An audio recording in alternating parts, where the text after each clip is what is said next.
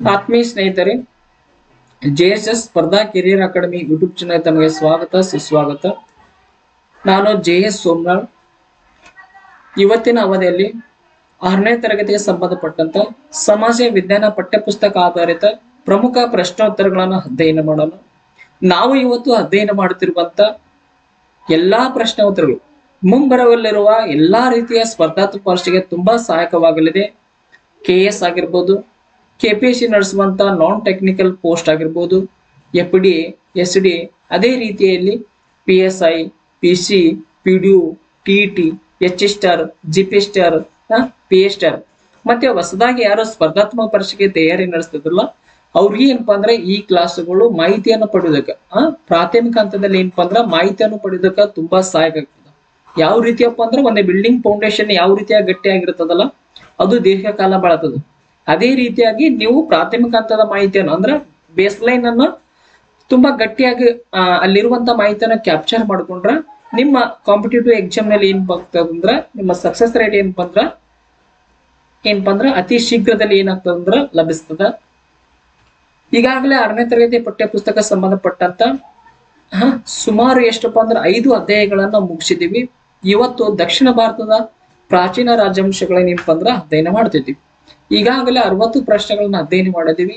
ಇವತ್ತು 61ನೇ ಪ್ರಶ್ನೆಗಳಿಂದ ಇವತ್ತಿನ ತರಗತಿಯನ್ನು ಪ್ರಾರಂಭ ಮಾಡೋಣ. ಈಗ ಕದಂಬ ಮನೆತನಕ್ಕೆ ಸಂಬಂಧಪಟ್ಟಂತ ಮಾಹಿತಿ ಹಿಂದಿನ ತರಗತಿ ಇರಲ್ಲ, ಅದರ ಮುಂದುವರೆದ ಭಾಗ ಏನಪ್ಪಾ ಅಂದ್ರ ಇವತ್ತು ಒಂದು ಪ್ರಶ್ನೆ ಮಾತ್ರ ಏನಪ್ಪಾ ಅಂದ್ರ ಕದಂಬ ಮನೆತನದ ಮೇಲೆ ಅದ, ಅದನ್ನ ನಾವು ಇವತ್ತು ಅಧ್ಯಯನ ಮಾಡೋಣ. ನೋಡ್ರಿ 61ನೇ ಪ್ರಶ್ನೆ ಏನ್ ಹೇಳ್ತದಂದ್ರ ಕದಂಬ ಮನೆತನದ ಆರಾಧ್ಯ ದೈವ ಅಥವಾ ದೇವರು ಡ್ಯಾಶ್ ಅಂತ ಕೊಟ್ಟಿದ್ದಾರೆ. ಮತ್ತೆ ಇಂಗ್ಲಿಷ್ ಒಳಗೂ ಪ್ರಶ್ನೆ ಅದ, ಅದನ್ನ ನೀವೇನಿಂದ ಓದ್ಕೋರಿ. ಆಪ್ಷನ್ ನೋಡ್ರಿ, A option Madhukeshwara, B option Parashurama, C option ಕನ್ನಡಾಂಬೆಯ ದೇವಿ, D ಆಪ್ಷನ್ ಚಾಮುಂಡಿ ದೇವಿ.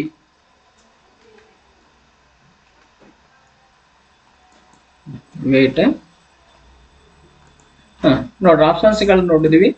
ಕದಂಬ ಮನೆತನದ ಆರಾಧ್ಯ ದೈವ ಯಾರಂದ್ರ ಮಧುಕೇಶ್ವರ. ಯಾವ ದೇವ? ಮಧುಕೇಶ್ವರ ದೇವರ ಏನಪ್ಪಾ ಅಂದ್ರ ಕದಂಬ ಮನೆತನದ ರಾಜರು ಪೂಜಿಸುತ್ತಿದ್ದ ಏನಪ್ಪಾ ಅಂದ್ರ ಪ್ರಮುಖವಾದ ದೇವರು. ಈ ಮಧುಕೇಶ್ವರ ದೇವಾಲಯ ಎಲ್ಲಿ ಕಂಡು ಬರ್ತದಂದ್ರ ಬನವಾಸಿಯಲ್ಲಿ ಕಂಡು ಬರ್ತದೆ. ಈಗ ಆಲ್ರೆಡಿ ಏನಪ್ಪಾ ಅಂದ್ರ ಪರೀಕ್ಷೆ ಕೇಳಿದಾನ, ಮೋಸ್ಟ್ ಇಂಪಾರ್ಟೆಂಟ್ ಇದನ್ನ ಏನಪ್ಪಾ ಅಂದ್ರೆ ನೆನಪಿಡ್ಬೇಕು. ಏನ್ ಒಂದಿಶಿ ಬರಿ ಒಳಗೆ ಏನಪ್ಪಾ ಅಂದ್ರ ಒಂದ್ ಕಡೆ ಮಧುಕೇಶ್ವರ ಅಂತ ಕೊಟ್ಟು ಇನ್ನೊಂದ್ ಕಡೆ ಏನಪ್ಪಾ ಅಂದ್ರ ಬನವಾಸಿ ಅಂತ ಕೊಟ್ಟಿದ್ದ, ಅದನ್ನ ಸರಿಯಾದ ಏನಪ್ಪಾ ಅಂದ್ರ ಹೊಂದಿಸ್ಬೇಕು. ಈ ರೀತಿ ಏನಪ್ಪಾ ಅಂದ್ರ ಅಲ್ಲಿ ಪ್ರಶ್ನೆ ಕೇಳಿದ. ಇನ್ನ ಪರಶುರಾಮ ದೇವಾಲಯ, ಯಾವ ದೇವಾಲಯ?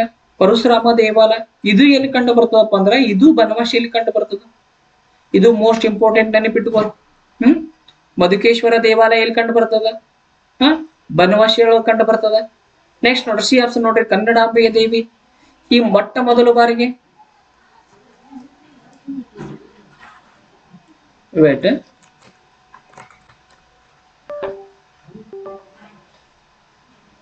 ನೋಡ್ರಿ, ಕನ್ನಡಾಂಬೆಯ ದೇವಿಯ ಚಿತ್ರಪಟವನ್ನು ಮೊದಲಿಗೆ ಬಿಡಿಸಿದವರು ಯಾರಪ್ಪ ಅಂದ್ರ ಕನ್ನಡಾಂಬೆಯ ದೇವಿಯ ಚಿತ್ರಪಟವನ್ನು ಮೊದಲಿಗೆ ಬಿಡಿಸಿದವರು ಯಾರಂದ್ರ ಗಂಗಾಧರ್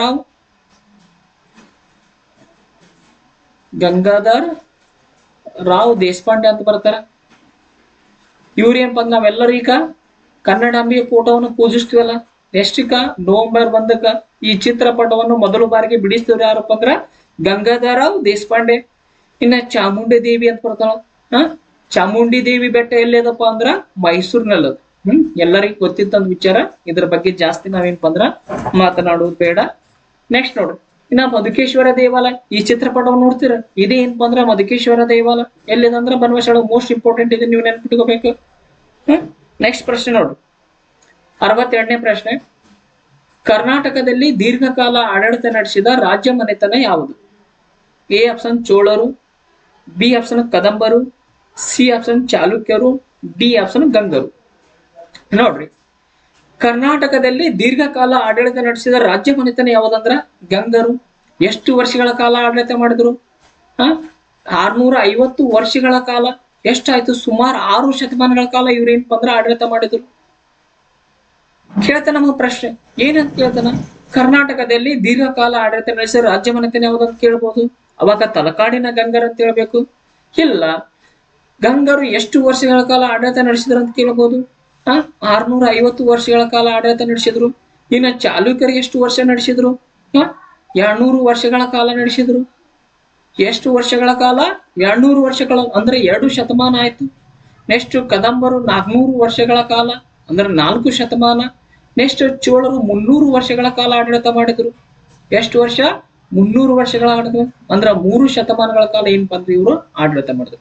ಇನ್ನ ಗಂಗರಿಗೆ ಸಂಬಂಧಪಟ್ಟಂತ ಮಾಹಿತಿಯನ್ನ ನಾವು ನೋಡುದಾದ್ರ, ನಾವು ಇದು ಏನಪ್ಪಾ ಅಂದ್ರೆ ಭಾರತ ನಕ್ಷೆ. ಇಲ್ಲಿ ಏನಪ್ಪಾ ಅಂದ್ರ ತಲಕಾಡಿನ ಗಂಗರ್ ಏನಪ್ಪಾ ಅಂದ್ರ ಸಾಮ್ರಾಜ್ಯದ, ಅವ್ರ ಸಾಮ್ರಾಜ್ಯದ ವಿಸ್ತರಣೆ ಏನಪ್ಪಾ ಅಂದ್ರ ಇಲ್ಲಿದ್ದಾಳು. ಇದು ಏನಪ್ಪಾ ಅಂದ್ರ ತಲಕಾಡಿನ ಗಂಗರ ಸಾಮ್ರಾಜ್ಯದ ಒಂದು ನಕಾಶೆ. ನೆಕ್ಸ್ಟ್ ನೋಡ್ರಿ, ತಲಕಾಡಿನ ಗಂಗರಿಗೆ ಸಂಬಂಧಪಟ್ಟಂತ ಮಾಹಿತಿಯನ್ನು ನಾವು ನೋಡುದಾದ್ರ, ಕದಂಬರು ವಾಯು ಕರ್ನಾಟಕದಲ್ಲಿ ಆಳುತ್ತಿರುವಾಗ ದಕ್ಷಿಣ ಕರ್ನಾಟಕದಲ್ಲಿ ಏಳಿಗೆಗೆ ಬಂದವರು ಯಾರಪ್ಪ ಅಂದ್ರ ತಲಕಾಡಿನ ಗಂಗರು. ಕರ್ನಾಟಕದ ಯಾವ ಭಾಗದಲ್ಲಿ ತಲಕಾಡಿನ ಗಂಗರು ಏಳಿಗೆಗೆ ಬಂದ್ರಂದ್ರ ದಕ್ಷಿಣ ಕರ್ನಾಟಕದಲ್ಲಿ. ಯಾವ ಕರ್ನಾಟಕದಲ್ಲಿ? ದಕ್ಷಿಣ ಕರ್ನಾಟಕದಲ್ಲಿ ಇವರು ಏಳಿಗೆಗೆ ಬಂದರು. ಕದಂಬರು ಯಾವ ಭಾಗದಲ್ಲಿ ಏಳಿಗೆಗೆ ಬಂದ್ರಂದ್ರ ವಾಯು ಕರ್ನಾಟಕದಲ್ಲಿ ಬಂದ್ರ ಏಳಿಗೆಗೆ ಬಂದರು. ಗಂಗರು ಮೂಲತಃ ಯಾವ ಹುದ್ದೆಗೆ ಸಂಬಂಧಪಟ್ಟಿದ್ದರು ಅಂದ್ರ ಕೃಷಿಗೆ. ಗಂಗರು ಮೂಲತಃ ಯಾವ ಹಿನ್ನೆಲೆ ಹೊಂದಿರಂದ್ರ ಕೃಷಿ. ಇನ್ನ ಗಂಗ ಮನೆತನದ ಸ್ಥಾಪಕ ಯಾರಂದ್ರ ಕೊಂಗಣಿ ವರ್ಮ ಬರ್ತಾರ. ಗಂಗ ಮನೆತನದ ಸ್ಥಾಪಕ ಯಾರಂದ್ರ ಕೊಂಗಣಿ ವರ್ಮ ಬರ್ತಾರ. ಇನ್ನ ಕರ್ನಾಟಕವನ್ನ ದೀರ್ಘಕಾಲ ಆಳಿದ ಮನೆತನ ಅಂದ್ರ ಆಲ್ರೆಡಿ ಗೊತ್ತದ. ಎಷ್ಟು ವರ್ಷ ಅನ್ನೋದು ನಿಮಗೆ ಏನಪ್ಪಾ ಅಂದ್ರೆ ಗೊತ್ತಿದ. ಎಷ್ಟು ವರ್ಷ ಆಡಳಿತ ಮಾಡಿದವರು? 650 ವರ್ಷಗಳ ಕಾಲ ಮಾಡಿದ್ರು. ನೆಕ್ಸ್ಟ್ ಇನ್ನ ತಲಕಾಡಿನ ಗಂಗರ ರಾಜಧಾನಿಯನ್ನು ನೋಡಿದಾಗ ಕೋಲಾಲಪುರ ಅಂತ ಬರ್ತದ. ಗಂಗರ ಮೊದಲ ರಾಜಧಾನಿ ಯಾವ್ದಪ್ಪ ಅಂದ್ರ ಕೋಲಾಲಪುರ ಅಂತ ಬರ್ತದ. ಇನ್ನೊಂದು ಮೋಸ್ಟ್ ಇಂಪಾರ್ಟೆಂಟ್ ಹೇಳಿದೆ, ನಾವು ಕರ್ನಾಟಕದಲ್ಲಿ ಎಷ್ಟು ವಿಭಾಗಗಳನ್ನ ಕಾಣ್ತೀವಿ? 4 ವಿಭಾಗಗಳನ್ನ ಕಾಣ್ತೀವಿ. ಮೊದಲು ಯಾವ್ದಪ್ಪ ಅಂದ್ರ ಬೆಂಗಳೂರು ವಿಭಾಗ ಅಂತ ಬರ್ತದ. ಯಾವ ವಿಭಾಗ ಬರ್ತದ? ಬೆಂಗಳೂರು ವಿಭಾಗ ಬರ್ತದ. ಇದ್ರೊಳಗೆ ಎಷ್ಟು ಜಿಲ್ಲೆಗಳು ಬರ್ತವ ಅಂದ್ರ 9 ಜಿಲ್ಲೆಗಳು ಬರ್ತವ. ಈ ಬೆಂಗಳೂರು ವಿಭಾಗವನ್ನು ಮೊದಲು ಆಳಿದವರು ಯಾರು? ಮೊದಲು ಆಳಿದ ರಾಜ್ಯ ಮನೆತನ ಯಾವ್ದಪ್ಪ ಅಂದ್ರ ಗಂಗರ ಮನೆತನ. ಬೆಂಗಳೂರು ವಿಭಾಗವನ್ನು ಮೊದಲು ಬಾರಿಗೆ ಆಳಿದ ರಾಜ್ಯ ಮನೆತನ ಯಾವುದು ಅಂದ್ರ ಗಂಗರು ಬರ್ತಾರೆ. ಗಂಗರು ಕೋಲಾಲಪುರ ರಾಜಧಾನಿಯನ್ನಾಗಿ ಮೊದಲು ಬಾರಿಗೆ ಆಡಳಿತ ಮಾಡಿದ್ರು. ಈಗ ಕೋಲಾಲಪುರಕ್ಕೆ ಈ ಸದ್ಯಕ್ಕೆ ಏನಂತ ಕರೀತಾರ? ಕೋಲಾರ ಅಂತ ಕರೀತಾರ. ಏನಂತ ಕರೀತಾರ? ಈಗ ಕೋಲಾರ ಅಂತ ಕರೀತಾರ. ನೆಕ್ಸ್ಟ್ ಇನ್ನ 2ನೇ ರಾಜಧಾನಿ ಯಾವ್ದಪ್ಪ ಅಂದ್ರ ತಲಕಾಡು ಬರ್ತದ. ಈ ಸದ್ಯಕ್ಕೆ ಇದಕ್ಕೆ ಏನಂತಾರ ಅಂದ್ರ ತಲವನಪುರ ಅಂತಾರ. ಈ ಸದ್ಯಕ್ಕೆ ಏನಂತಾರ? ಇದಕ್ಕ ತಲವನಪುರ ಅಂತಾರ. ಕೇಳ್ತಾರ ನಮಗ್ ಏನಂತ ಕೇಳ್ತಾರ ಅಂದ್ರ ಗಂಗರ ಮೊದಲ ರಾಜಧಾನಿ ಯಾವ್ದಂತ ಕೇಳ್ಬೋದು. ಕೋಲಾಲಪುರದ ಪ್ರಸ್ತುತ ಹೆಸರು ಏನಂತ ನಮಗ್ ಪ್ರಶ್ನೆ ಕೇಳ್ಬೋದು. ಇನ್ನೊಂದು ಮೋಸ್ಟ್ ಇಂಪಾರ್ಟೆಂಟ್ ನೋಡ್ರಿ, ಆಲ್ರೆಡಿ ಏನಪ್ಪಾ ಅಂದ್ರ ಇತ್ತೀಚೆಗೆ ನಡೆದಂತ ಗ್ರಾಮ ಲೆಕ್ಕಾಧಿಕಾರಿ ಪೋಸ್ಟ್ ಕೇಳಿದ್ದ, ಲಾಂಛನಗಳ ಕೊಟ್ಟಿದ್ದ, ಅವನು ಒಂದಿಶಿ ಬರೆಯ ಕೇಳಿದ್ದ. ನೋಡ್, ತಲಕಾಡಿನ ಗಂಗರ ರಾಜಧಾನಿ ಯಾವ್ದಪ್ಪ ಅಂದ್ರ ಮದಗಜ. ತಲಕಾಡಿನ ಗಂಗರ ರಾಜ್ಯ ಲಾಂಛನ ಯಾವ್ದಂದ್ರ ಮದಗಜ. ಯಾವ್ದು ಬರ್ತದ? ಮದಗಜ ಏನಪ್ಪ ಅಂದ್ರ ಇವರ ರಾಜ್ಯ ಲಾಂಛನವಾಗ್ಯದ. ನೆಕ್ಸ್ಟ್ ನೋಡು, 63ನೇ ಪ್ರಶ್ನೆ, ಸರಿಯಾದ ಜೋಡಿಯನ್ನು ಆಯ್ಕೆ ಮಾಡಿ. ಎ ಆಪ್ಷನ್ ಸ್ತ್ರೀ ಪುರುಷ ಒಡ್ಡಾಕತ, B option ಗುಣಡ್ಯ Gajashastra, C option ಸ್ತ್ರೀ ವಿಷಯ ಕವಿರಾಜ್ಯ ಮಾರ್ಗ, ಡಿ ಆಪ್ಷನ್ ದುರ್ವಿನೀತನು ಕೀರ್ತಾರ್ಜುನೇಯ. ಇಲ್ಲಿ ಆಯ್ಕೆ ಕೊಟ್ಟದ ಎ ಆಪ್ಷನ್ ನೋಡ್ರಿ, ಎ ಬಿ ಮಾತ್ರ ಸರಿಯಾಗಿವೆ, B A B C D ಸರಿಯಾಗಿವೆ, ಸಿ ಡಿ ಮಾತ್ರ ಸರಿಯಾಗಿದೆ. ಇದು ಸರಿಯಾಗಿದೆ ಅಂತ ಮಾಡ್ಕೋರಿ. ನೆಕ್ಸ್ಟ್ ಡಿ ಸಿ ಡಿ ಮಾತ್ರ ಸರಿಯಾಗಿವೆ. ನೋಡ್ರಿ, ಈಗ ಒಂದೊಂದಾಗಿ ನೋಡೋಣ. ಸ್ತ್ರೀ ಪುರುಷ ಕೊಟ್ಟಿದಾರ, ಇದು ಒಡ್ಡಾಕತೆ ಕೊಟ್ಟಿದಾರ, ತಪ್ಪು. ಸ್ತ್ರೀ ಪುರುಷ ಏನ್ ಬರೀತಾನ ಅಂದ್ರೆ ಗಜಶಾಸ್ತ್ರ ಬರೀತಾನ, ಹಾಗಾಗಿ ಇದೇನಾಗ್ತದ? ತಪ್ಪಾಗ್ತದ. ಇನ್ನ ಗುಣಡ್ಡ ಗಜಶಾಸ್ತ್ರ ಕೊಟ್ಟಾರ, ಇದು ತಪ್ಪು ಅನ್ನೋದು ಆಲ್ರೆಡಿ ಗೊತ್ತಾಯ್ತು. ಈ ಗುಣಡ್ಡ ಏನಪ್ಪಾ ಅಂದ್ರ ಒಡ್ಡಾಕತಾನು ಬರೀತಾನ. ಸ್ತ್ರೀ ವಿಷಯ ಈತ ಕವಿರಾಜ ಮಾರ್ಗ ಎಂಬುದು ಏನಪ್ಪ ಅಂದ್ರ ಕೃತಿಯನ್ನು ಬರೀತಾನ, ಇದೇನಪ್ಪ ಅಂದ್ರ ಸರಿ ಅದ. ಸಿ ಆಪ್ಷನ್ ಏನಪ್ಪ ಅಂದ್ರ ರೈಟ್ ಆಗಿದೆ. ಇಲ್ಲಿ ಎಲ್ಲಾದ್ರೂ ಸಿ ಅದ ನೋಡ್ರಿ? ಇಲ್ಲ. ಹಿಂಗ ನೋಡ್ರಿ, ಇವ್ ಪಕ್ಕ ಏನಾಗ್ತದಪ್ಪ ಅಂದ್ರೆ ಡಿ ಆಗ್ತದೆ. ಈಗ ಉತ್ತರ ಏನಾಗ್ತದಪ್ಪ ಅಂದ್ರ ಡಿ ಆಗ್ತದೆ. ನೋಡ್ರಿ, ಶ್ರೀ ವಿಜಯ ಕವಿರಾಜ ಮಾರ್ಗ ಕೃತಿ ರಚಿಸಿದ, ಹಾಗಾಗಿ ಇದು ಸರಿಯಾದ ಡಿ. ನೋಡಿ, ದುರ್ವಿನೀತನು ಕೀರ್ತಾರ್ಜುನೆಯ ಏನಪ್ಪ ಅಂದ್ರ ಕೃತಿಯನ್ನು ರಚಿಸಿದ. ನೋಡ್ರಿ, ನಿಮಗ ಅನಿಸ್ಬೋದು, ಸರ್ ಕೀರ್ತಾರ್ಜುನೆಯ ಕೃತಿಯನ್ನ ಬಾರ್ಬಿ ಬರ್ದಾನ, ಮತ್ ಇದು ಹೆಂಗ್ ಸರಿ ಆಗ್ತದ? ಹಿಂಗ್ ನಿಮ್ಗೆ ಪ್ರಶ್ನೆ ಹೊಳಿಬಹುದು. ಈಗ ನೋಡ್ರಿ ಹೆಂಗ್ ಸರಿ ಆಗ್ತದ ಅನ್ನೋದು ಮುಂದೆ ನೋಡ್ರಿ. ದುರ್ವಿನೀತನ ಏನಪ್ಪಾ ಅಂದ್ರ ಸಂಸ್ಕೃತ ಮತ್ತು ಕನ್ನಡ ಭಾಷೆಯಲ್ಲಿ ಏನಪ್ಪಾ ಅಂದ್ರ ಅಗಾಧವಾದ ಪಾಂಡಿತ್ಯ ಹೊಂದಿದ್ದ. ಆತ ಇವೆರಡೂ ಭಾಷೆಗಳಲ್ಲಿ ಏನಪ್ಪಾ ಅಂದ್ರೆ ಒಂದು ಹಿಡಿತವನ್ನು ಸಾಧಿಸಿದ್ದ. ಈ ಭಾಷೆಗಳಲ್ಲಿ ಆತ ವಿದ್ವಾಂಸನಾಗಿದ್ದ. ಈ ದುರ್ವಿನೀತನ ತಾಯಿ ಹೆಸರು ಏನಪ್ಪಾ ಅಂದ್ರೆ ಜ್ಯೇಷ್ಠಾದೇವಿ ಅಂತ ಬರ್ತಾರೆ. ದುರ್ವಿನೀತನ ತಾಯಿ ಹೆಸರು ಏನು? ಜ್ಯೇಷ್ಠಾದೇವಿ. ಈ ಜ್ಯೇಷ್ಠಾದೇವಿ ಏನಪ್ಪಾ ಅಂದ್ರ ಪುನ್ನಾಟ ರಾಜ್ಯ ಮನೆತನಕ್ಕೆ ಸೇರಿದವಳು. ಆಲ್ರೆಡಿ ಪ್ರಶ್ನೆ ಕೇಳಿದಾನೆ, ಇದ್ರ ಮೇಲೆ ಇಂಪಾರ್ಟೆಂಟ್ ಈ ಪಾಯಿಂಟ್ ಅನ್ನು ನೆನಪಿಟ್ಟುಕೋರಿ. ಜ್ಯೇಷ್ಠಾದೇವಿ ಯಾವ ಮನೆತನಕ್ಕೆ ಸೇರಿದವಳು ಅಂತ ಕೇಳಿದನ. ದುರ್ವಿನೀತನು ಯಾವ ಕಾರಣದಿಂದ ಪುನ್ನಾಟ ರಾಜ್ಯ ಮನೆತನದ ವಾರಸುದಾರ ಅಂತ ನಮಗ್ ಪ್ರಶ್ನೆ ಕೇಳಿದಾನ. ಆಲ್ರೆಡಿ ಪ್ರಶ್ನೆ ಉತ್ತರವನ್ನು ಕೇಳಿದಾನೆ ಈ ಟಾಪಿಕ್ ಮೇಲೆ. ಜ್ಯೇಷ್ಠಾದೇವಿ ಯಾವ ರಾಜ್ಯ ಮನೆತನಕ್ಕೆ ಸಂಬಂಧಪಟ್ಟವಳಪ್ಪ ಅಂದ್ರ ಪುನ್ನಾಟ. ಈ ಪುನ್ನಾಟ ಮನೆತನಕ್ಕೆ ಸಂಬಂಧಪಟ್ಟಂತ ಜ್ಯೇಷ್ಠಾದೇವಿ, ಈ ಪುನ್ನಾಟ ಮನೆತನಕ್ಕೆ ಯಾರು ಗಂಡ ಸಂತಾನವಿಲ್ಲದ ಕಾರಣ ದುರ್ವಿನೀತನ ಏನಾದಪ್ಪ ಅಂದ್ರ ಈ ಮನೆತನದ ವಾರಸುದಾರನಾದ. ಪುನ್ನಾಟ ಮನೆತನದ ವಾರಸುದಾರ ಯಾರಾದ್ರೂ ದುರ್ವಿನೀತನದ. ಯಾಕಾದಾತ? ಯಾಕಾದಾತ? ಆ ಮನೆತನಕ್ಕೆ ಗಂಡು ಸಂತಾನವಿರ್ಲಿಲ್ಲ. ಆ ಕಾರಣದಿಂದ ಪುನ್ನಾಟ ರಾಜ್ಯ ಮನೆತನ ಏನಪ್ಪಾ ಅಂದ್ರ ಈ ದುರ್ವಿನೀತನ ಏನಪ್ಪಾ ಅಂದ್ರ ತನ್ನ ಒಡೆತನದಲ್ಲಿ ಏನಪ್ಪಾ ಅಂದ್ರ ತೆಗೆದುಕೊಂಡ. ಈ ದುರ್ವಿನೀತನ ಏನಪ್ಪಾ ಅಂದ್ರ ಸಂಸ್ಕೃತ ಕವಿಯಾದಂತ ಬಾರ್ವಿ, ಯಾರು ಸಂಸ್ಕೃತ ಕವಿಯಾದ ಬಾರ್ವಿ ಏನಪ್ಪಾ ಅಂದ್ರ ಕೀರ್ತಾರ್ಜುನಿಯ ಕೃತಿಯನ್ನು ಬರೀತಾನ.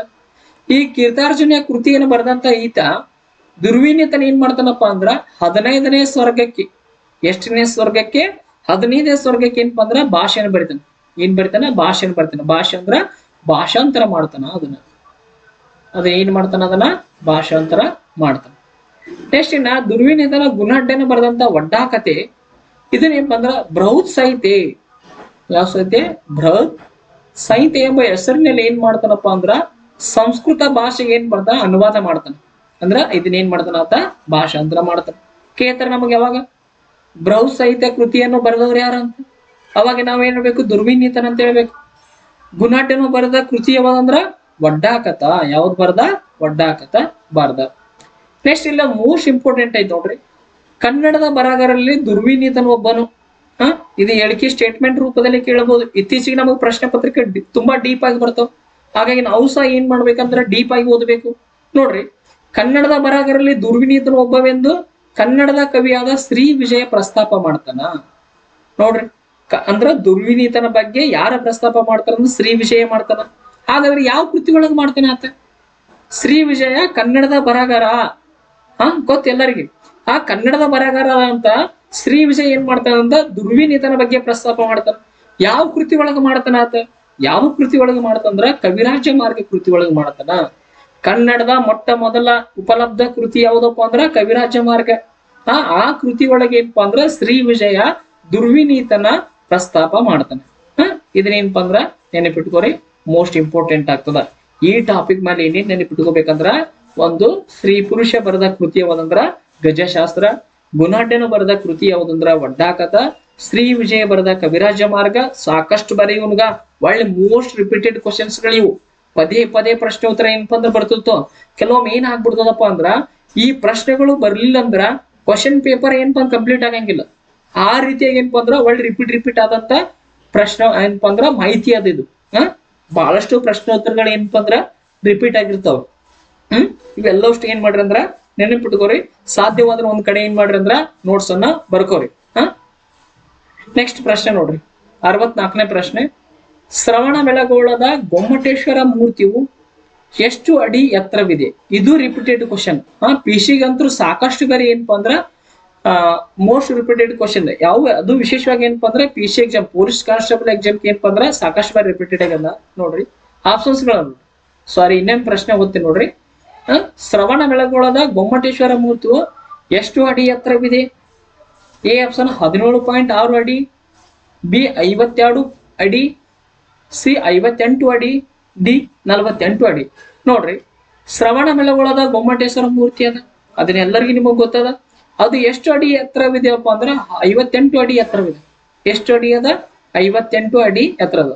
ಇನ್ನ 17.6 ಏನಪ್ಪಾ ಅಂದ್ರ ಮೀಟರ್ ಎತ್ತರ ಅದ. ನೋಡ್ರಿ, ಇಲ್ಲಿ ನೆನಪಿಟ್ಕೋಬೇಕು. ನಮಗ ಪ್ರಶ್ನೆ ಯಾವ ರೀತಿಯಾಗಿ ಕೇಳ್ತಾನ? ಅಡಿ ಒಳಗೆ ಕೇಳಿದಾರ ಅಂದ್ರ 58 ಅಡಿ ಅಂತ ಹಾಕ್ಬೇಕು. ಇನ್ನ ಮೀಟರ್ ಒಳಗೆ ಕೇಳಿದಂದ್ರ 17.6 ಅಂತ ಹಾಕ್ಬೇಕು. ಮೀಟರ್ ಬೇರೆ, ಏನಪ್ಪಾ ಅಂದ್ರ ಅಡಿ ಬೇರೆ. ನಾವು ನೀಟಾಗಿ ಏನಪ್ಪಾ ಅಂದ್ರ ಪ್ರಶ್ನೆ ಹೋಗ್ಬೇಕು. ನೋಡ್ರಿ, ಇಲ್ಲೇ ಇನ್ನೊಂದು ಪ್ರಶ್ನೆ ನಾನು ನಿಮಗೆ ಕೇಳ್ತೀನಿ. ಶ್ರವಣ ಬೆಳಗೊಳದ ಗೊಮ್ಮಟೇಶ್ವರ ಮೂರ್ತಿಯು ಎಷ್ಟು ಮೀಟರ್ ಎತ್ತರವಿದೆ?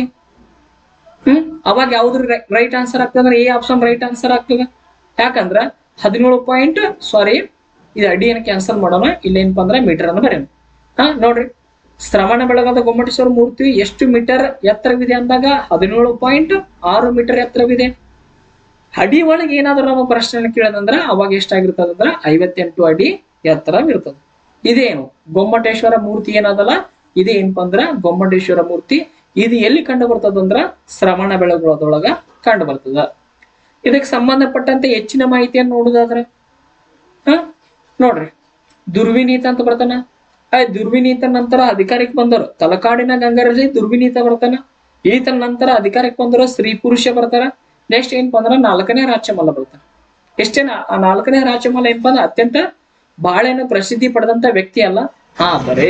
ಆದರೆ ಅವನ ಮಂತ್ರಿ ಬಹಳಷ್ಟು ಏನಾಗಿದ್ದಪ್ಪ ಅಂದ್ರ ಪ್ರಸಿದ್ಧಿ ಪಡೆದ. ಆ ಮಂತ್ರಿ ಹೆಸರು ಏನಪ್ಪಾ ಅಂದ್ರ ಚಾವುಂಡರಾಯ ಅಂತ ಬರ್ತಾರ. ಯಾವ ರಾಯ ಬರ್ತಾನ? ಚಾವುಂಡರಾಯ ಅಂತ ಬರ್ತಾರ. ಆಲ್ರೆಡಿ KS ಏನಪ್ಪಾ ಅಂದ್ರೆ ಈ ಪ್ರಶ್ನೆ ಕೇಳಿದಾನ. ಗೊಮ್ಮಟೇಶ್ವರ ಮೂರ್ತಿ ಮೇಲೆ ಸಾಕಷ್ಟು ಬಾರಿ ಪ್ರಶ್ನೆ ಕೇಳಿದಾನ. ನೋಡ್ರಿ, 4ನೇ ರಾಚಮಲ್ಲನ ಪ್ರಧಾನಿ ಆದಂತ ಚಾವುಂಡರಾಯ, ಯಾವ ರಾಯ?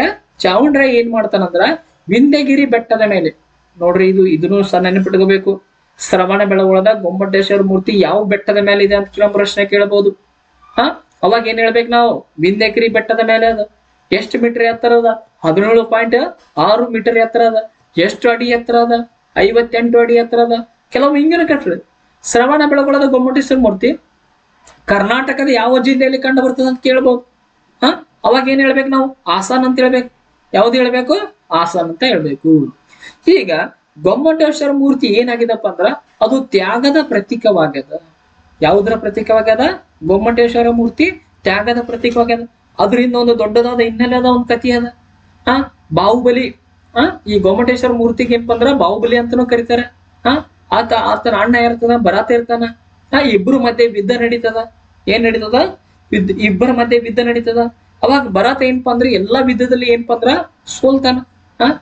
ಜಲವಿದ್ದ ನಡೀತದ, ಮುಷ್ಟಿ ಕಾಳಗ ನಡೀತದ, ನೆಕ್ಸ್ಟ್ ದೃಷ್ಟಿ ವಿದ್ದ ನಡೀತದ. ಸಾಕಷ್ಟು ವಿದ್ಯೆಗಳು ನಡೀತಾವ ಅವ್ರ ಇಬ್ಬರ ಮಧ್ಯೆ. ಆತ ಎಲ್ಲಾ ವಿದ್ಯದಲ್ಲಿ ಸೋಲ್ತಾನ. ಕೊನೆಗೆ ಭರತ ಏನ್ ಮಾಡ್ತಾನಪ್ಪ ಅಂದ್ರ ತನ್ನ ತಮ್ಮನ ಮೇಲೆ, ಯಾರ ಮೇಲೆ? ತನ್ನ ತಮ್ಮನ ಅಂದ್ರ ಬಾಹುಬಲಿ ಮೇಲೆ ಏನ್ ಮಾಡ್ತಾನಪ್ಪ ಅಂದ್ರ ಆತ ಒಂದು ಚಕ್ರವನ್ನು ಪ್ರಯೋಗ ಮಾಡ್ತಾನ. ಏನು?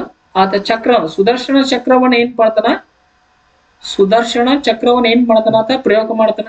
ಅದು ಬಾಹುಬಲಿಯನ್ ರುಂಡವನ್ನ ಕತ್ತರಿಸಿದ ಏನ್ಪ ಅಂದ್ರ ಅವನ ಸುತ್ತ 5 ರೋಂಡನ ಆಗ್ತದ. ಏನ್ ಮಾಡ್ತದ? ಅವನ ಭುಜದ ಮೇಲೆ ನಿಂತು ಬಿಡ್ತದ.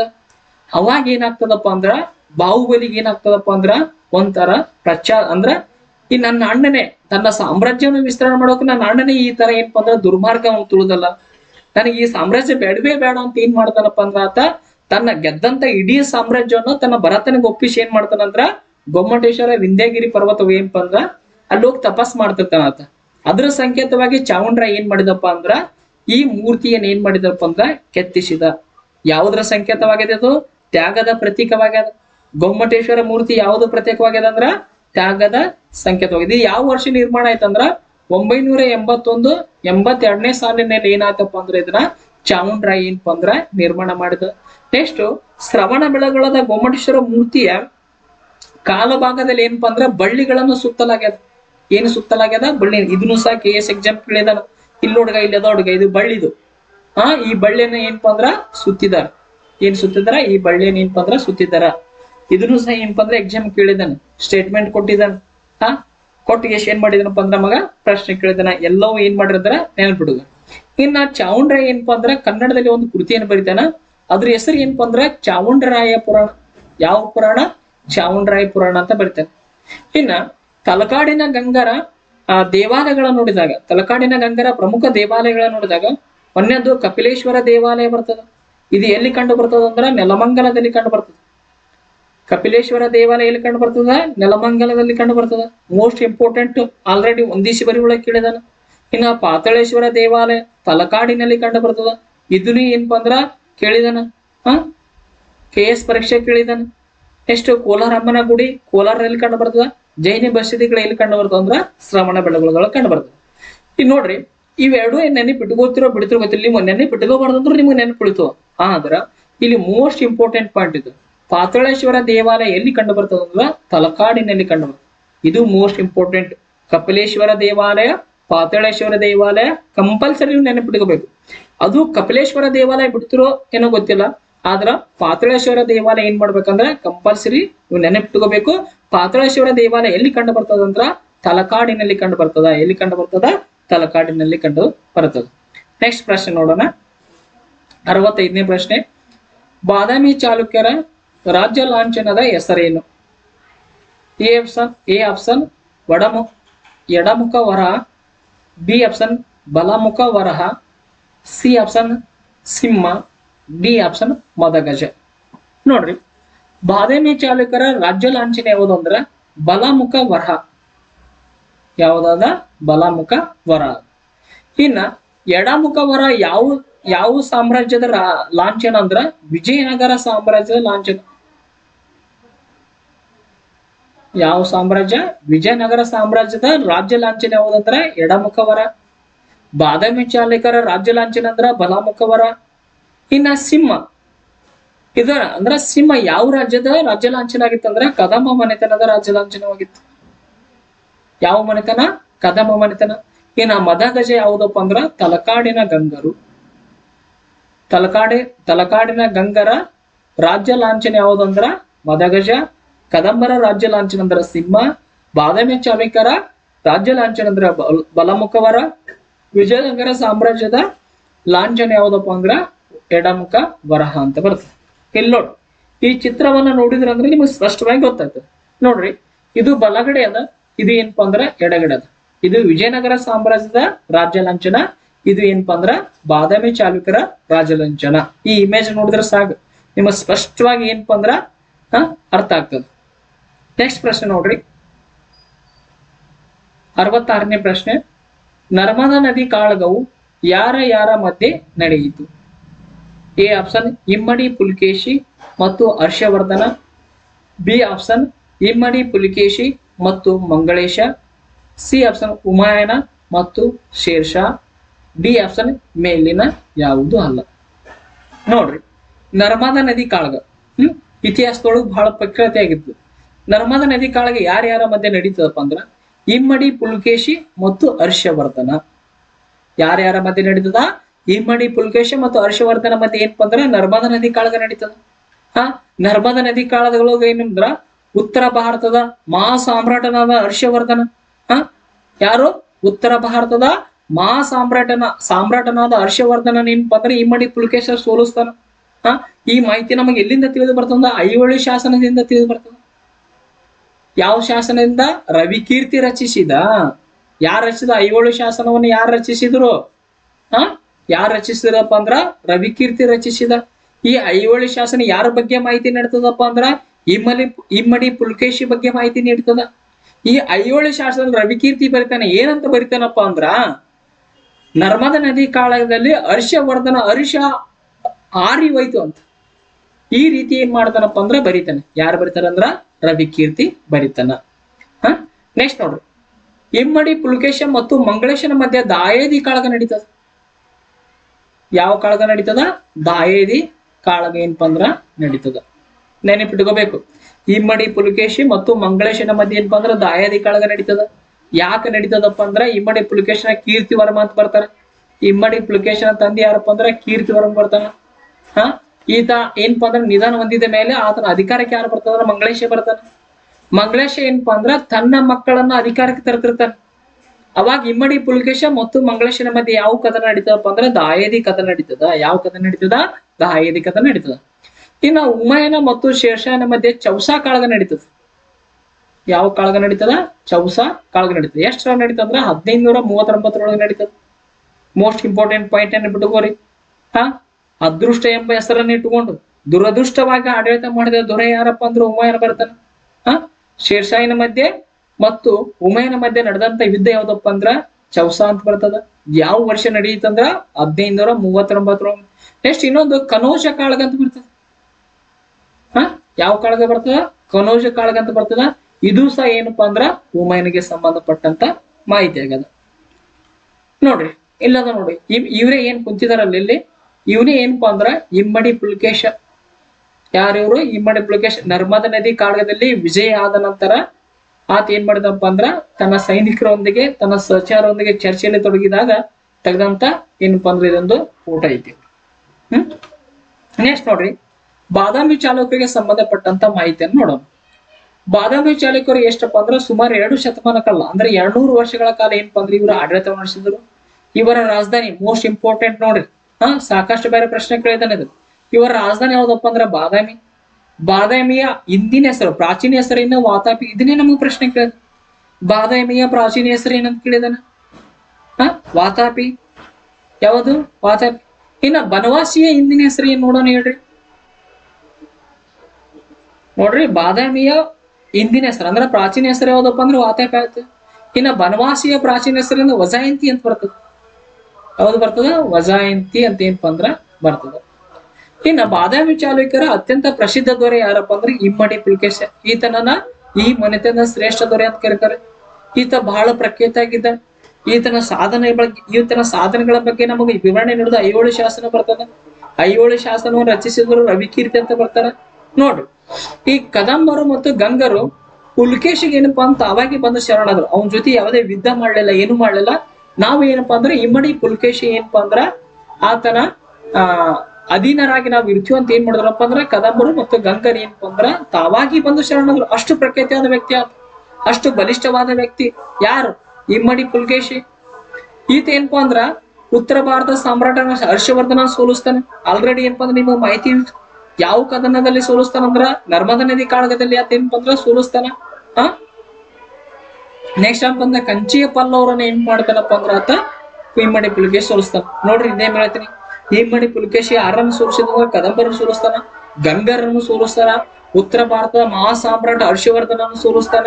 ನೆಕ್ಸ್ಟ್ ದಕ್ಷಿಣ ಭಾರತದ ಏನಪ್ಪಾ ಅಂದ್ರ ಕಂಚಿಯ ಪಲ್ಲವರನ್ನ ಆತ ಏನ್ ಮಾಡ್ತಂದ್ರ ಸೋಲಿಸ್ತಾನ. ಇಲ್ಲೊಂದು ಮೋಸ್ಟ್ ಇಂಪಾರ್ಟೆಂಟ್ ಪಾಯಿಂಟ್ ಅದ ನೋಡ್ರಿ. ಈಗ ಆಲ್ರೆಡಿ ಎಕ್ಸಾಮ್ ಏನಪ್ಪಾ ಅಂದ್ರೆ ಕೇಳಿದನು. ಪುಲಕೇಶಿ ಪರ್ಷಿಯಾ ದೇಶದ ರಾಜನಾದ ಖುಸ್ರೋನಲ್ಲಿ ಏನಪ್ಪಾ ಅಂದ್ರ ನಿಯೋಗ ಬಂಧವನ್ನು ಕಳಿಸ್ತಾನ. ಯಾವ್ದು ಏನ ಕಳಿಸ್ತಾನ ಆತ? ನಿಯೋಗ ಬಂಧನ ಏನ್ ಮಾಡ್ತಾನಪ್ಪ ಅಂದ್ರ ಆತ ಕಳಿಸ್ತಾನ. ನೋಡ್ರಿ, ಪರ್ಷಿಯಾ ದೇಶದ ದೊರೆ ಆದಂತ ಏನಪ್ಪಾ ಅಂದ್ರ ಖುಸ್ರೋನಲ್ಲಿಗೆ ನಿಯೋಗ ಕಳಿಸಿದವರು ಯಾರಪ್ಪ ಅಂದ್ರೆ ಇಮ್ಮಡಿ ಪುಲಕೇಶಿ ಬರ್ತಾನ.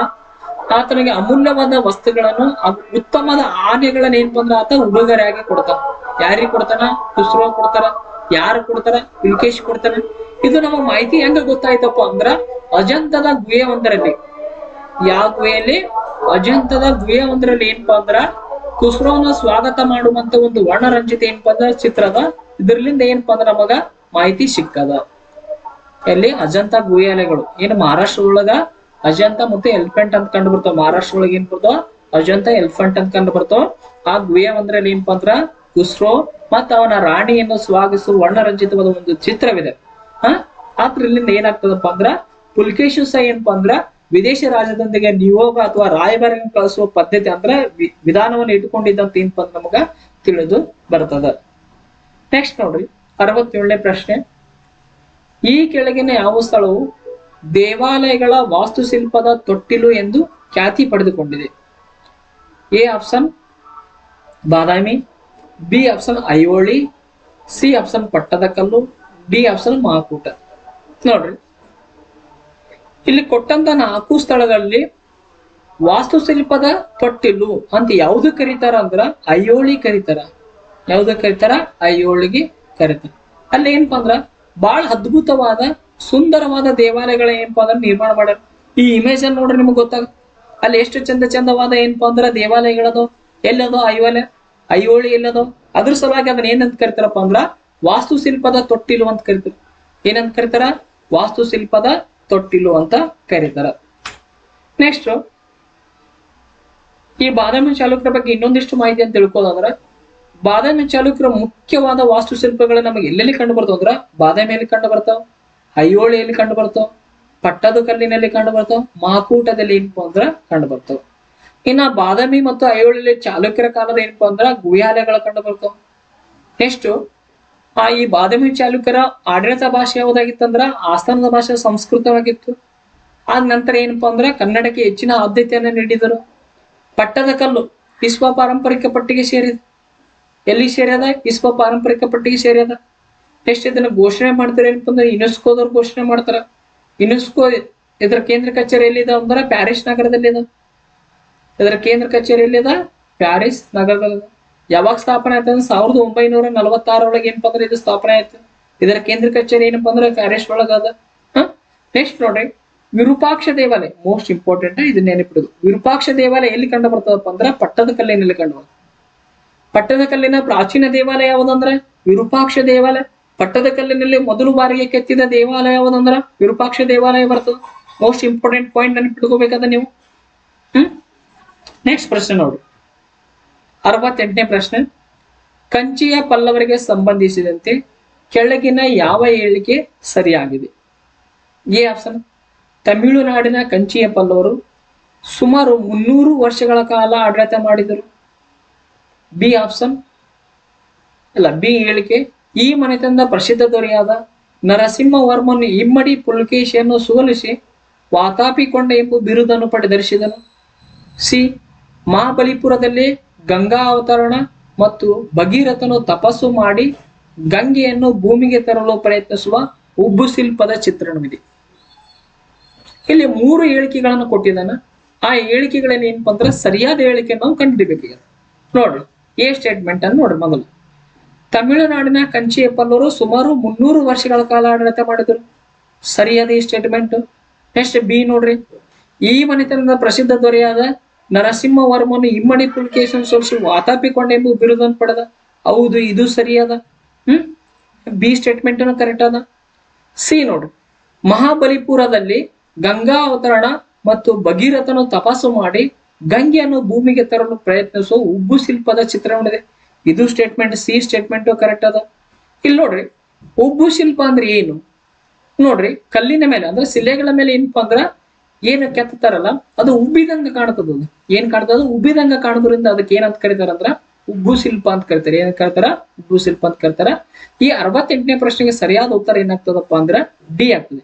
ಎ ಬಿ ಸಿ ಎಲ್ಲವೂ ಏನಾಗಿದವಪ್ಪ ಅಂದ್ರೆ ಇಲ್ಲಿ ಸರಿ ಆಗ್ಯವ.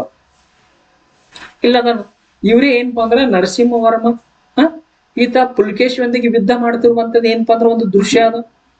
ಇದು ಪಲ್ಲವ ಮನೆತನದ ಏನಪ್ಪಾ ಅಂದ್ರ ನಕಾಶೆ. ಇದು ಏನಪ್ಪಾ ಅಂದ್ರೆ ಇದು ಪಲ್ಲವ ಮನೆತನದ ಏನಪ್ಪಾ ಅಂದ್ರೆ ಇದು ನಕಾಶೆ ಆಗದು, ಕಂಚಿಯ ಪಲ್ಲವರು. ನೆಕ್ಸ್ಟ್ ನೋಡಿ, ನರಸಿಂಹವರ್ಮ ಬಹಳ ಪ್ರಖ್ಯಾತ ವ್ಯಕ್ತಿ ಆತ, ಪಲ್ಲವರ ಶ್ರೇಷ್ಠ ಅರಸ. ನರಸಿಂಹವರ್ಮ ಯಾರು? ಪಲ್ಲವರ ಶ್ರೇಷ್ಠ ಅರಸ. ಈತನ ಬಿರುದು ಏನೇನಾಗಿದೆ ನೋಡ್ರಿ, ಮಾಮಲ್ಲ ಆಗಿತ್ತು, ವಾತಾಪಿಕೊಂಡ ಇವನ ಬಿರುದು. ನೆಕ್ಸ್ಟ್ ಚಾಲುಕ್ಯ ರಾಜ್ಯದ ಮೇಲೆ ದಂಡೆತ್ತಿ ಹೋಗಿ ಇಮ್ಮಡಿ ಪುಲಕೇಶಿಯನ್ನು ಸೋಲಿಸಿದ. ನೋಡ್ರಿ ಎಷ್ಟು ಮಜಾ ಅದ. ಇಮ್ಮಡಿ ಪುಲಕೇಶಿ ಯಾರನ್ನು ಸೋಲಿಸಿದ? ಹರ್ಷವರ್ಧನ ಸೋಲಿಸಿದ.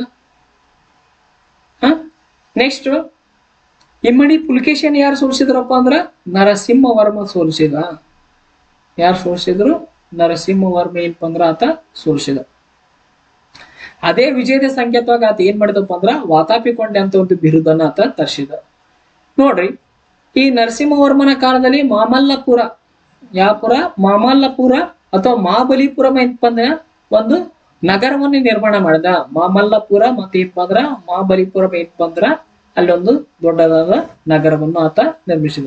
ಇನ್ನ ಪಲ್ಲವರ ಕಾಲದ ಪ್ರಮುಖ ದೇವಾಲಯಗಳು ನೋಡಿದ, ಶಿವ ದೇವಾಲಯ ಅಂತ ಬರ್ತದ, ಮಹಾಬಲಿಪುರದಲ್ಲಿ ಅದ. ಎಲ್ಲಿ ಅದ? ಮಹಾಬಲಿಪುರದ ಸಮುದ್ರ ತೀರದಲ್ಲಿ ಅದ.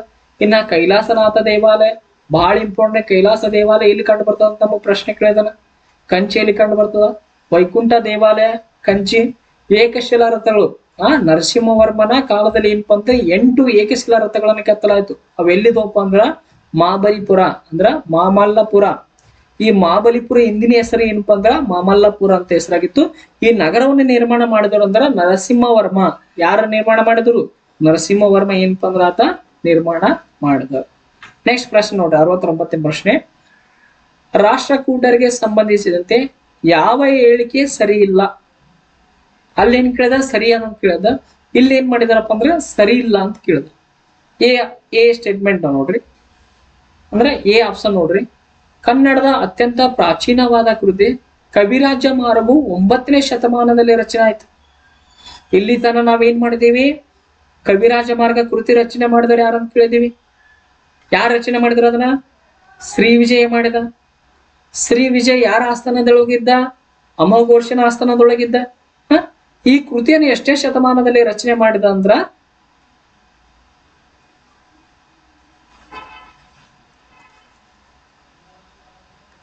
ವೇಟ್ ನೋಡ್ರಿ. ಈ ಕನ್ನಡದ ಅತ್ಯಂತ ಪ್ರಾಚೀನವಾದ ಕೃತಿ ಕವಿರಾಜ್ಯ ಮಾರ್ಗ ಎಷ್ಟನೇ ಶತಮಾನದಲ್ಲಿ ರಚನೆ ಆಯ್ತಂದ್ರ 9ನೇ ಶತಮಾನದಲ್ಲಿ ರಚನೆ ಆಯ್ತು. ಬಿ ಆಪ್ಷನ್ ನೋಡ್ರಿ, 3ನೇ ಗೋವಿಂದನ ಆಸ್ಥಾನದ ಕವಿಯು ಗೋವಿಂದನ ಮುದ್ದಾನೆಗಳು ಗಂಗಾ ನದಿಯ ಪುಣ್ಯ ತೀರ್ಥದ ರುಚಿ ನೋಡಿದವು ಎಂದು ಮನಮೋಹಕವಾಗಿ ವರ್ಣಿಸಿದ್ದಾನೆ. ಶ್ರೀ ವಿಜಯ 3ನೇ ಗೋವಿಂದನ ಆಸ್ಥಾನದ ವಿದ್ವಾಂಸನಾಗಿದ್ದ.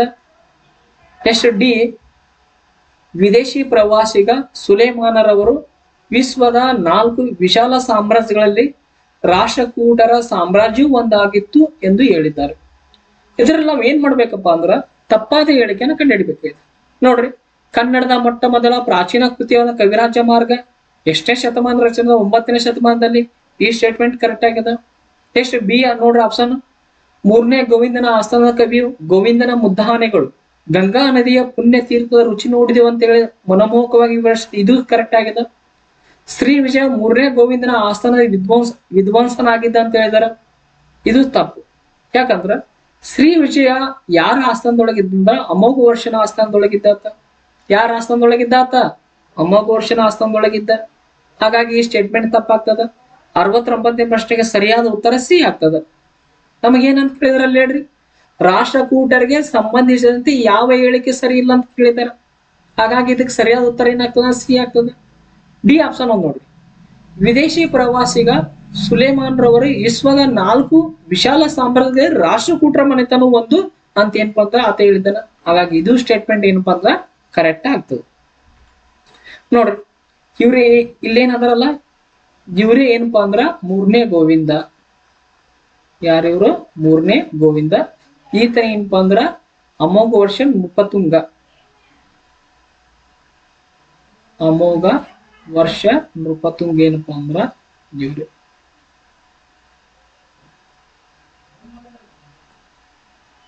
ನೆಕ್ಸ್ಟ್ ನೋಡ್ರಿ, ರಾಷ್ಟ್ರಕೂಟರಿಗೆ ಸಂಬಂಧಪಟ್ಟಂತ ಮಾಹಿತಿ ನೋಡಿದ್ರೆ ಇವ್ರು ಏನಪ್ಪಾ ಅಂದ್ರ ರಾಷ್ಟ್ರಕೂಟರು ಬಾದಾಮಿ ಚಾಲುಕ್ಯರ ನಂತರ ರಾಷ್ಟ್ರಕೂಟರ ಆಳ್ವಿಕೆ ಪ್ರಾರಂಭ ಆಗ್ತದ. ಕವಿರಾಜ ಮಾರ್ಗ ಗ್ರಂಥವು ರಾಷ್ಟ್ರಕೂಟಕ್ಕೆ ಕಾಲಕ್ಕೆ ಸೇರಿದ್ದು. ಮನ್ ನೀವೇನ್ KS ಎಕ್ಸಾಮ್ ಬರೆದ ಕ್ಯಾನ್ಸಲ್ ಆಯ್ತು, ಅಲ್ಲಿ ಕೇಳಿದ್ದ ಸ್ಟೇಟ್ಮೆಂಟ್ ವೈಸ್ ಕೇಳಿದ ಈ ಪ್ರಶ್ನೆ. ಕವಿರಾಜ ಮಾರ್ಗ ಗ್ರಂಥ ಯಾರ ಕಾಲಕ್ಕೆ ಸಂಬಂಧಪಟ್ಟಿತ್ತಂದ್ರ ರಾಷ್ಟ್ರಕೂಟರ ಕಾಲಕ್ಕೆ ಸಂಬಂಧಪಟ್ಟಿತ್ತು. ರಚಿಸಿದವರು ಯಾರು? ಶ್ರೀ ವಿಜಯ. ಆಲ್ರೆಡಿ ನಿಮಗೆ ಮಾಹಿತಿಯನ್ನು ತಿಳಿಸಿದ್ದೀನ, ಪದೇ ಪದೇ ಇದ್ರ ಬಗ್ಗೆ ನಾವು ಮಾತಾಡ್ಬಾರ್ದ. ಇನ್ನ ರಾಷ್ಟ್ರಕೂಟ ಮನೆತನದ ಸ್ಥಾಪಕ ಯಾರ? ದಂತಿದುರ್ಗ. ಇನ್ನ ರಾಷ್ಟ್ರಕೂಟರ ಮನೆತನದ ಪ್ರಸಿದ್ಧ ದೊರೆಗಳು 3ನೇ ಗೋವಿಂದ ಬರ್ತಾರ. ನೆಕ್ಸ್ಟ್ ಏನಪ್ಪಾ ಅಂದ್ರ ಅಮೋಘ ವರ್ಷ ನೃಪತುಂಗ ಬರ್ತಾರ. ಇನ್ನ 3ನೇ ಗೋವಿಂದನ ಬಗ್ಗೆ ನಾವು ತಿಳ್ಕೋದಾದ್ರ ರಾಷ್ಟ್ರಕೂಟ ಮನೆತನ ಗಣ್ಯ ಸಹಿತ ದಕ್ಷಿಣ ಭಾರತದಲ್ಲಿ ರಾಜ್ಯ ಪ್ರಭುತ್ವವನ್ನು ಸಾಧಿಸಿ ಮುಂದೆ ತನ್ನ ಸಾಮ್ರಾಜ್ಯವನ್ನು ಹಿಮಾಲಯದ ತಪ್ಪಲಿನವರೆಗೆ ಏನಪ್ಪಾ ಅಂದ್ರ ಆತ ವಿಸ್ತರಣೆ ಮಾಡಿದ. ಏನ್ ಮಾಡಿದ ಆತ? ವಿಸ್ತರಣೆ ಮಾಡಿದ. ಈ ಸಾಧನೆಯನ್ನ ಆತನ ಆಸ್ಥಾನ ಕವಿ ಏನಪ್ಪಾ ಅಂದ್ರ ಗೋವಿಂದನ ಮುದ್ದಾನೆಗಳು ಗಂಗಾ ನದಿಯ ಪುಣ್ಯ ತೀರ್ಥ ರುಚಿ ನೋಡಿದ. ಅಂದ್ರೆ ಈತನ ಸಾಮ್ರಾಜ್ಯ ಏನಪ್ಪಾ ಅಂದ್ರ ದಕ್ಷಿಣ ಭಾರತದಲ್ಲಿ ಇರುವಂತ ಬಂಗಾಳಕೊಲ್ಲಿ ಹಿಂದೂ ಸಮುದ್ರದಿಂದ ಗಂಗಾ ನದಿವರೆಗೆ ಆತನ ಸಾಮ್ರಾಜ್ಯ ವಿಸ್ತರಣೆ ಹೊಂದಿತ್ತು ಅನ್ನೋದೇನಪ್ಪಾ ಅಂದ್ರ ಈ ಒಂದು ವ್ಯಾಖ್ಯಾನದಲ್ಲಿ ಏನಪ್ಪಾ ಅಂದ್ರ ಕವಿ ಪ್ರಸ್ತಾಪ ಮಾಡ್ಯಾರ. ಇನ್ನ ರಾಷ್ಟ್ರಕೂಟರ ರಾಜ್ಯ ಲಾಂಛನ ಯಾವ್ದ? ಮಾನ್ಯ ಕೇಟ ಬರ್ತದ. ಇವರ ರಾಜ್ಯ ಲಾಂಛನ ಗರುಡ ಅಂತ ಬರ್ತದೆ. ಯಾವ್ದು ಬರ್ತದ? ಗರುಡ. ಮನ್ನಿ ವಿವೇಕ್ ಏನಪ್ಪಾ ಅಂದ್ರ ಗ್ರಾಮ ಲೆಕ್ಕಾಧಿಕಾರಿ ಪೋಸ್ಟಿಗೆ ಏನಪ್ಪಾ ಅಂದ್ರ ಇದನ್ನ ಈ ಪ್ರಶ್ನೆನ ಕೇಳಿದ್ದ. ನೆಕ್ಸ್ಟ್ 70ನೇ ಪ್ರಶ್ನೆ, ಅಮೋಘ ವರ್ಷನ ಅಧಿಕಾರಕ್ಕೆ ಬಂದಾಗ ಎಷ್ಟು ವರ್ಷದ ಬಾಲಕನಿದ್ದ? ಎ ಆಪ್ಷನ್ 10 ವರ್ಷದ ಬಾಲಕ, ಬಿ ಆಪ್ಷನ್ 14 ವರ್ಷದ ಬಾಲಕ, ಸಿ ಆಪ್ಷನ್ 18 ವರ್ಷದ ಪ್ರೌಢ ವ್ಯಕ್ತಿ, ಡಿ ಆಪ್ಷನ್ 21 ವರ್ಷದ ಯುವಕ. ನೋಡ್ರಿ, ಅಮೋಘ ವರ್ಷ ಅಧಿಕಾರಕ್ಕೆ ಬಂದಾಗ ಕೇವಲ 14 ವರ್ಷದ ಬಾಲಕನಾಗಿತ್ತು. ನಮಗೆ 21, 25, 30 ಆದ್ರೂ ಸಹ ನಾವ್ ಇನ್ನೂ ಏನಪ್ಪಾ ಅಂದ್ರ ಸ್ಪರ್ಧಾತ್ಮಕ ಪರೀಕ್ಷೆಗೆ ತಯಾರಿ ಮಾಡ್ತಿದ್ವಿ. ಅವ 14 ವರ್ಷಕ್ಕೆ ರಾಜನೇ ಆಗ್ಬಿಟ್ಟಿದ್ದ. ಅಷ್ಟೊಂದು ಏನಪ್ಪಾ ಅಂದ್ರ ಸಾಮರ್ಥ್ಯವನ್ನು, ಅಷ್ಟೊಂದು ತಿಳುವಳಿಕೆಯನ್ನು, ಅಷ್ಟು ಜಾಣತನವನ್ನು ಯಾರೆಲ್ಲ ಇತ್ತಪ್ಪ ಅಂದ್ರ ಅಮೋಘ ವರ್ಷನದಲ್ಲಿತ್ತು. ಅಮೋಘ ವರ್ಷನ ಆರಂಭಿಕ ಹೆಸರು ಮೊದಲ ಹೆಸರು ಏನಪ್ಪಾ ಅಂದ್ರೆ ಶರ್ವ ಅಂತ ಇತ್ತ ಅಂತನ ಹೆಸರು. ಆತನ ಹೆಸರೇನ ಶರ್ವ. ಮೊದಲ ಹೆಸರ ಅಮೋಘ ವರ್ಷ ನೃಪತುಂಗನ ಮೊದಲ ಹೆಸರು ಏನಪ್ಪಾ ಅಂದ್ರ ಶರ್ವ ಅಂತ ಇತ್ತು. ಇದು ಏನಪ್ಪಾ ಅಂದ್ರ ಅಮೋಘ ವರ್ಷ ರಾಷ್ಟ್ರಕೂಟರ ಸಾಮ್ರಾಜ್ಯಕ್ಕೆ ಸಂಬಂಧಪಟ್ಟಂತ ಫೋಟೋಗಳ ನೋಡ್ರಿ. ಎಷ್ಟು ಚಂದ ಇದು ಕೋಟೆಗಳನ್ನ ಕಟ್ಟಿದಾರ ನೋಡ್ರಿ. ಇದೇನಪ್ಪ ಅಂದ್ರ ರಾಷ್ಟ್ರಕೂಟರ ಸಾಮ್ರಾಜ್ಯ. ಇದು ಇದೇನಿದಲ್ಲ, ಇದು ರಾಷ್ಟ್ರಕೂಟರ ಸಾಮ್ರಾಜ್ಯ. ನೆಕ್ಸ್ಟ್ ರಾಷ್ಟ್ರಕೂಟರ ಅಂದ್ರ ಈ ಅಮೋಘ ವರ್ಷನ ಬಗ್ಗೆ ನಾವು ತಿಳ್ಕೋದಾದ್ರ ಅಮೋಘ ವರ್ಷ ನೃಪತುಂಗ ಏನಪ್ಪಾ ಅಂದ್ರ ಮುಮ್ಮಡಿ ಗೋವಿಂದನ ಮಗ. ಮುಮ್ಮಡಿ ಅಂದ್ರ ಮೂರನೇ ಗೋವಿಂದ. ಎಷ್ಟನೇ ಗೋವಿಂದ? ಮೂರನೇ ಗೋವಿಂದನ ಮಗ. ಈತ ಅಧಿಕಾರಕ್ಕೆ ಬಂದ ಕೇವಲ 14 ವರ್ಷದ ಬಾಲಕ. ಈತ 60 ವರ್ಷಕ್ಕಿಂತ ಹೆಚ್ಚು ಏನಪ್ಪಾ ಅಂದ್ರ ಆಡಳಿತವನ್ನು ನಡೆಸಿದ. ಈತನ ಆಸ್ಥಾನಕ್ಕೆ ಪರ್ಷಿಯಾ ದೇಶದ ಸುಲೈಮಾನ್ ಏನಪ್ಪಾ ಅಂದ್ರೆ ಭೇಟಿ ನೀಡಿದ್ದ. ಯಾವುದಕ್ಕೆ ಭೇಟಿ ನೀಡಿದ? ಪರ್ಷಿಯಾ ದೇಶದ ಸುಲೈಮಾನ್ ಏನಪ್ಪಾ ಅಂದ್ರೆ ಭೇಟಿ ನೀಡಿದ್ದ. ಈತ ಏನ್ ಹೇಳ್ತದಂದ್ರ ಪ್ರಪಂಚದ 4 ಮಹಾ ಸಾಮ್ರಾಜ್ಯಗಳಲ್ಲಿ ರಾಷ್ಟ್ರಕೂಟ ಮನೆತನ ಒಂದು ಅಂತ ಏನಪ್ಪಾ ಅಂದ್ರೆ ಹೇಳ್ತಾನೆ. ಆಲ್ರೆಡಿ ನೀವು ತಿಳ್ಕೊಂಡ್ರಿ. ಅವ್ 4 ಸಾಮ್ರಾಜ್ಯಗಳು ಯಾವ ಒಂದು ನೋಡ್ರಿ. ಒಂದು ರೋಮನ್ ಸಾಮ್ರಾಜ್ಯ, ಒಂದು ಅರಬ್ ಸಾಮ್ರಾಜ್ಯ, ಒಂದು ಚೀನಿ ಸಾಮ್ರಾಜ್ಯ, ಇನ್ನೊಂದ್ ಏನಪ್ಪಾ ಅಂದ್ರ ರಾಷ್ಟ್ರಕೂಟ ಮನೆತನ ಬಹಳ ಪ್ರಖ್ಯಾತಿಯನ್ನ ಪಡೆದಿದ್ವು. ಇವೇನಪ್ಪಾ ಅಂದ್ರ ಪ್ರಪಂಚದಲ್ಲಿ ವಿಶಾಲವಾದ ಮಹಾ ಸಾಮ್ರಾಜ್ಯಗಳು. ಇವೇನಪ್ಪಾ ಅಂದ್ರ ವಿಶಾಲವಾದ ಮಹಾ ಸಾಮ್ರಾಜ್ಯಗಳು. ಇನ್ನ ಮಾನ್ಯಕೇಟ ನಗರದ ನಿರ್ಮಾಪಕ ಯಾರಂದ್ರ ಅಮೋಘ ವರ್ಷ. ರಾಷ್ಟ್ರಕೂಟ ರಾಜಧಾನಿ ಯಾವ್ದಂತ ಹೇಳಿದ್ವಿ ನಾವು? ಮಾನ್ಯಕೇಟ ಅಂತ ಹೇಳಿದ್ವಿ. ಮಾನ್ಯಕೇಟ ನಿರ್ಮಾಪಕ ಯಾರಪ್ಪ ಅಂದ್ರ ಅಮೋಘ ವರ್ಷ ನೃಪತುಂಗ. ಕಲಬುರ್ಗಿ ವಿಭಾಗವನ್ನು ನಾವು ಅಧ್ಯಯನ ಮಾಡ್ತಿರುವಾಗ ಮಾನ್ಯಕೇಟ ಬಗ್ಗೆ ಏನಪ್ಪಾ ಅಂದ್ರ ನಾವು ಅಧ್ಯಯನ ಮಾಡಿದ್ವಿ. ಈ ಮಾನ್ಯಕೇಟ ನಗರ ಯಾವ ಜಿಲ್ಲೆಯಲ್ಲಿ ಕಂಡು ಬರ್ತಪ್ಪ ಅಂದ್ರ ಕಲಬುರ್ಗಿ ಜಿಲ್ಲೆ ಒಳಗೆ ಕಂಡು ಬರ್ತದ. ಇನ್ನ HK ಹೈದರಾಬಾದ್ ಕರ್ನಾಟಕ ಬಗ್ಗೆ ಸಂಬಂಧಿಸಿದ ವಿಧಿ ಯಾವ್ದಪ್ಪ ಅಂದ್ರ 371 ಜೆ ಕಲಂ ಬರ್ತದ. ಇಲ್ಲಿ ಏನಪ್ಪಾ ಉದ್ಯೋಗ ಮತ್ತು ಶಿಕ್ಷಣದಲ್ಲಿ ಮೀಸಲನ್ನು ಕೊಡ್ತಾರ. ಸಂವಿಧಾನದ ಎಷ್ಟನೇ ತಿದ್ದುಪಡಿ ಪ್ರಕಾರ ಇದು ಜಾರಿಗೆ ಬಂತಂದ್ರ 98ನೇ ತಿದ್ದುಪಡಿ ಪ್ರಕಾರ. ಯಾವ ವರ್ಷ ಜಾರಿಗೆ ಬಂತಪ್ಪ ಅಂದ್ರೆ 2012ರಲ್ಲಿ ಇದು ಏನಪ್ಪಾ 2012ರಲ್ಲಿ ಏನಾಗ್ತದ ಇದು ಜಾರಿಗೆ ಬಂತು. ಆತ್ಮೀಯ ಸ್ನೇಹಿತರೆ, ಇಲ್ಲಿವರೆಗೂ ನಮ್ಮ ತರಗತಿಯಲ್ಲಿ ವೀಕ್ಷಣೆ ಮಾಡಿದಂತ ತಮಗೆಲ್ಲರಿಗೂ ಹೃತ್ಪೂರ್ವಕವಾದ ಧನ್ಯವಾದಗಳು.